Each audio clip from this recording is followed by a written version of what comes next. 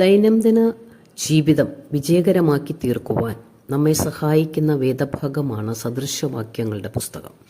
31 അധ്യായമുള്ളതുകൊണ്ട് നമുക്ക് എല്ലാ ദിവസവും വായിക്കാൻ വേദഭാഗങ്ങളുണ്ട്. അത് വായിച്ച് നമുക്ക് അതാത് ദിവസം ക്രമപ്പെടുത്തി ജീവിക്കാനായിട്ട് സാധിക്കും. 14 അധ്യായം 18 വാക്യത്തിൽ പറഞ്ഞിരിക്കുന്നു, അല്പബുദ്ധികൾ ഭോഷത്വം അവകാശമാക്കിക്കൊള്ളുന്നു, സൂക്ഷ്മബുദ്ധികളോ പരിജ്ഞാനം അണിയുന്നു. അല്പബുദ്ധികളും സൂക്ഷ്മബുദ്ധികളും. അല്പബുദ്ധി എന്ന് പറഞ്ഞിരിക്കുന്നത് ഇംഗ്ലീഷിൽ അതിൻ്റെ വാക്ക് ദ സിമ്പിൾ എന്നാണ്. കാര്യഗൗരവമൊന്നുമില്ലാതെ എല്ലാ കാര്യങ്ങളെയും വളരെ നിസ്സാരമാക്കി കാണുകയും കാര്യങ്ങൾ ജീവിതത്തിൽ പ്രയോറിറ്റൈസ് ചെയ്യേണ്ടി വരുമ്പോൾ ഏതിന് പ്രാധാന്യം കൊടുക്കണമെന്ന് മനസ്സിലാകാതെ തനിക്കിഷ്ടമുള്ളതൊക്കെ ചെയ്തു നടക്കുന്നവർ അവരബദ്ധങ്ങളിൽ ചെന്ന് വീഴും, അവരെ മണ്ടത്തരങ്ങൾ കാണിക്കുമെന്ന് ആ വേദഭാഗം പറയുന്നു. അതുകൊണ്ട് നമ്മൾക്ക് സൂക്ഷ്മബുദ്ധി വേണം എന്ന് പറഞ്ഞിരിക്കുന്നു. സൂക്ഷ്മബുദ്ധിയെ പ്രൂഡന്റ് എന്നാണ് പറഞ്ഞിരിക്കുന്നത്.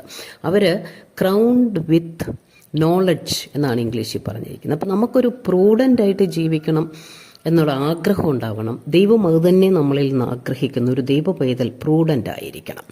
ഈ വേദഭാഗം പല സ്ഥലത്ത് സദൃശവാക്യത്തിൽ പറഞ്ഞിട്ടുണ്ട്. 14:15 പറയുന്നു, അല്പബുദ്ധി ഏതു വാക്കും വിശ്വസിക്കുന്നു, സൂക്ഷ്മബുദ്ധിയോ തൻ്റെ നടപ്പ് സൂക്ഷിച്ചുകൊള്ളുന്നു. ഇപ്പം സൂക്ഷ്മബുദ്ധിയുടെ പ്രത്യേകത നടപ്പ് സൂക്ഷിക്കും.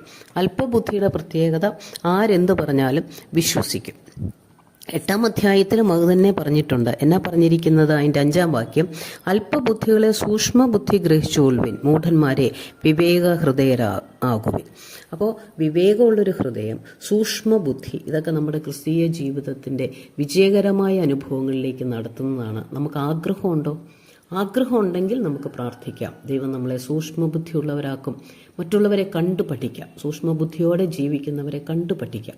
അത് നമ്മളെ വിജയകരമായി ജീവിക്കാൻ സഹായിക്കും. അതിന് ദൈവം നമ്മോട് കൂടെ ഇരുന്ന് വഴി നടത്തട്ടെ.